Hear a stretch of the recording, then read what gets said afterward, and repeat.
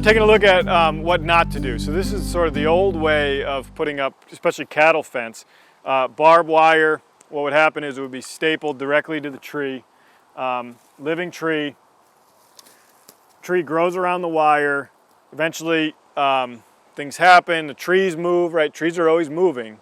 And so we want our fence to be flexible and move. And in this case, when it's stapled right to it, it can't flex and move.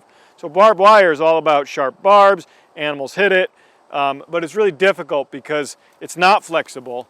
And whether this is barbed wire or electric fence, if you staple it right to the tree's gonna grow around it. And then what happens when a branch falls on it and pulls tension, or an animal runs into it, you end up breaking your posts. And so we can see here an old post that was attached to this barbed wire, and at some point something bent this wire down and snapped the post, and we end up with what is a nightmare for me as a farmer, a modern farmer, trying to deal with all this old barbed wire.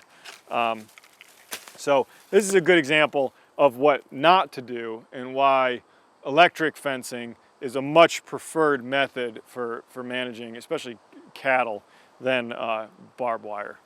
All right, so here we're going to talk about a couple of things. We're going to talk about how to put a post in a stone wall and how to just put a post in regular.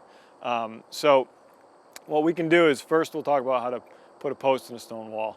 And to do that, we really need to have the right kind of stone wall. So stone walls are built a couple of ways. They're often built where you have a pile of rocks on one side and a pile of rocks on the other side, and the two piles lean towards each other. It's a double wall. So you stack them up one way, you stack them up the other way, and they lean towards each other. That's a good thing for building a fence on top of it. If you have just a single stack, you're not gonna be able to do a fence on top. You're gonna have to just offset your post from that wall if it's just a single stack of stones. In this case, we have a double wall. So we have rocks from the left side and rocks from the right side being piled together to the wall. And so now what I wanna do is I wanna look for gaps in those rocks. And I'm looking for little holes, areas. I take my rock bar and I'm just feeling down. It's a rock. It's a rock. But maybe in this gap I can find a hole. So now I'm getting down. Oh, there's a rock there. All right. So it's not that you're always going to find the perfect spot, but sometimes you may find a gap and you may sink your rock bar down a couple of feet. And then you get in there and you pry around and you push some of those rocks, just shim them out of the way. And as long as I'm down a couple of feet, I can get a post in there. And so there's a number of reasons why I want to put a post in a rock wall. One, rock walls are often on the property boundary and you might as well maximize your acreage.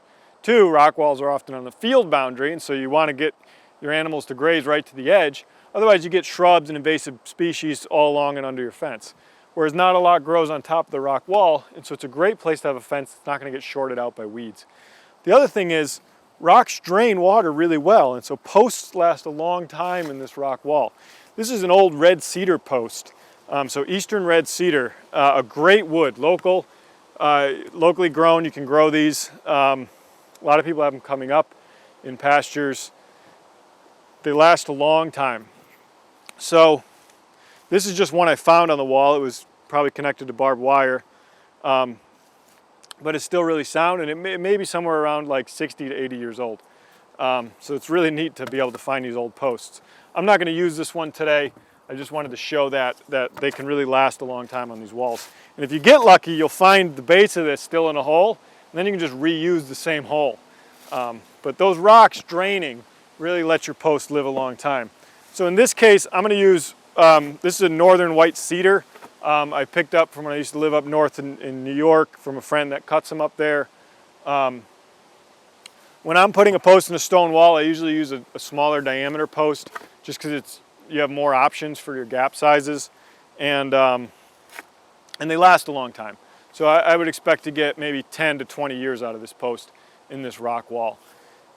The other thing I did with this post is I took the top, and I just rounded it off. And what rounding that off does is it prevents the post from splitting when I hit it. So this is something I picked up in Bavaria, believe it or not. And it's not an uncommon thing, but it was like, oh geez, why am I not doing that at home? Because when you pound a post with a sledgehammer, it can split. But if you round it, you won't hit any edges, and it'll hold its integrity better. The other thing with this post is I sharpen the bottom with a chainsaw. And sharpening that post allows me to get in there and get into the ground. So we'll sink this in the stone wall, and then we're going to actually pull it back out, and I'll show you how to sink it in the ground if you are not trying to put a post in a wall. So I have my hole over here that I found with my rock bar, and I kind of made, okay? And then all I got to do is take my sledgehammer, a post hammer. In this case, I use a 16-pound sledgehammer. They're nice because they're heavy and they work pretty well. So what I'll do is I'll get up on a high spot, I'll make sure my footing is sound, and then I'll just put that post in. And when it stops, but you can see it's very firm. It doesn't have to go below frost line or anything like that because a rock wall doesn't freeze, or it doesn't heave when it freezes. And there's my post. And that's going to hold pretty well. And if for some reason I want to make it better, well, I could find a new spot. I could try to pull it into place and put another rock behind it, but really, I don't have to do much here. And this method works pretty well. It's been handy for me. I learned it from a 90-year-old dairy farmer, and I was glad to know it. So I'm glad to include it in this series. I'm going to pull this post up if I can get it, so I can put it in the other area. That's how tight they go in. Because what happens is you pound it into those rocks, and the rocks pinch the wood, and it really holds it pretty well. But let's say you don't have this option, or we're not in a rock wall. So two things. You either have a single pile wall, so you need to set your post offset from the wall, or you just don't have a rock wall at all. You just have bare ground. And what we would do with bare ground or an offset post is we just find where we want to put it. Nice thing is we have a lot more options because we're just dealing with soil. And again, if we're doing a pounded post, we make a hole with our rock bar, push it down. Oh, see that? I hit a rock. So what do? I offset. And I move it around. And you see I'm putting this in. Oh, there's another rock. So I'm going to offset a little bit more because I'm probably under the wall. But again, I'm only offsetting here maybe a foot. And I'm just sending my post down, or my rock bar down. I'm twirling it around a little bit. And I'm going about 1.5 feet, 2 feet deep. You don't really need to be below frost line with a good pounded post. But there you go, I'm about that deep in there.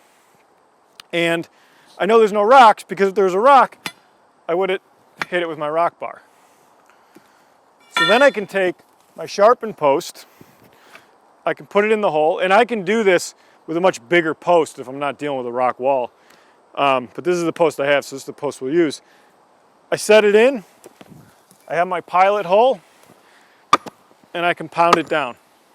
And I'm not going to pound this all the way because I don't actually want to leave it here. But that's my post, my pounded post. And if I pound this all the way, I'm not going to be able to pull it up. But that would be the way to do it. I'd give it one good hit maybe.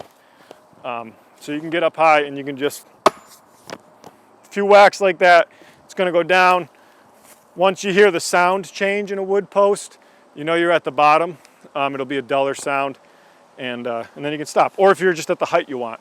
But even that, only being pounded in about 10 inches is pretty tight. So when you think about using a post hole driller on the back of a tractor and all that mess, it's a lot of work. Get the tractor over here, buy the post hole digger, you hit a million rocks. This video at least is intended for the Northeast US. I hope people in beautiful rock-free soil watch it, but around here we hit rocks, and this is a good way to make it work without that. I'm using a white cedar post. You could use a pressure-treated post. There's pros and cons to all of it. Black locust makes a good post. It depends on what's available in your area for what you want to use and what the price is. A locust post, a pressure-treated post, those are usually running like $6 to $8 a piece. These run me like $2.75 a piece, $2.75 a piece if I go up, see some of my friends up north who are giving me not necessarily a friend deal. I'm getting a regular regular price at $3 a post. So I kind of like these, but if I'm having a gate or something I want to last more than 10 years, I'd prefer to have a black locust post if I can find them. They're hard to find. Or I can get a pressure treated post, which are more readily available from farm supply stores. So that's how to put a post into the ground. I guess the last note on that is they do make post pounders for the back of a tractor, where again you can sharpen the post, or you could just use some of those pounders will have a flat. And what that is it's kind of like a vertical wood splitter, but instead of a splitting cone on a hydraulic, it's a big weight that lifts up and then boom, slams down, lifts up, boom, slams down. So that'll actually pound your post into the ground using machinery. But if you hit a rock with that, it might just shatter your post. Those work well, but again, to do a post pounder, you either got to invest in one or maybe have a cooperative invest in one. So those are the options. Oh, and the last point is that a pounded post, whether with a post pounder or the way I'm showing you with a sharpened post and a sledgehammer, is going to be much more firm than a post where you drilled the hole, dropped the post in, and like repacked it in. But that said, some things like that, like a telephone pole, is just too big. It's too big in diameter to pound. Really, if you're pounding a sharpened post, you're looking at stuff 6 inches in diameter and less.